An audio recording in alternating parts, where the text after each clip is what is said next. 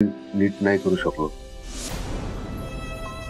अन्न वाया गेलं, मालाचे पैसे वसूल करायचे म्हणून मालकांनी माझे पैसे कापले आजचे। त्यामुळे मी काहीच आणू शकलो नाही, ना गॅसची शेगडी ना भांडी। सॉरी। म्हणी सर अहो एवढंच ना?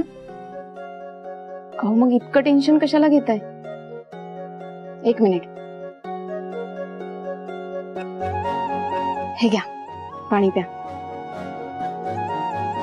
म्हणी सर अहो जे झालं ते झालं, आता जे घडलंय त्याचा इतका विचार कशाला करताय? हे बघा, कोणती परिस्थिती फार काळ टिकून राहत नाही। अहो जगाचा नियमच आहे, प्रत्येक चांगल्यानंतर काहीतरी वाईट घडतं। हा पण वाईटानंतर चांगलंच घडतं। अहो आपले हे दिवस जातील आणि चांगले दिवस येतील, मला खात्री आहे।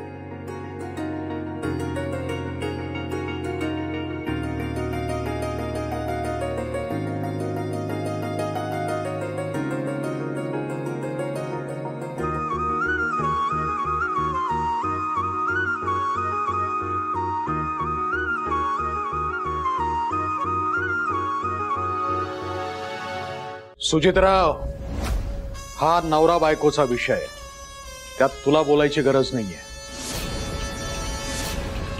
आणि स्वतःचा भूतकाळ आठव, काय काय धंदे केलेस तू। आणि प्रत्येक वेळेला मी तुला सही सलामत बाहेर काढलं ह्याविषयी जर बोलायला लागलो ना, तर तोंड दाखवायला जागा राहणार नाही, लक्षात ठेव सुजित।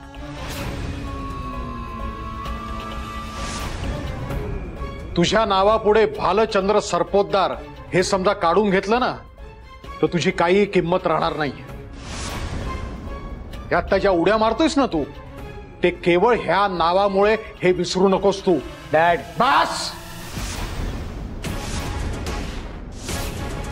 स्वतःला आवरा आणि तुमचे हे धंदे आहेत ना ते बंद करा, नाहीतर मी मणीला माझा वारसदार जाहीर करेन।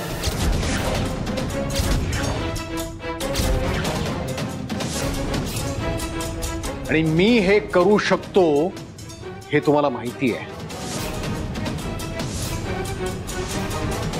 तेव्हा वेळीच सावध व्हा आणि सुधरा।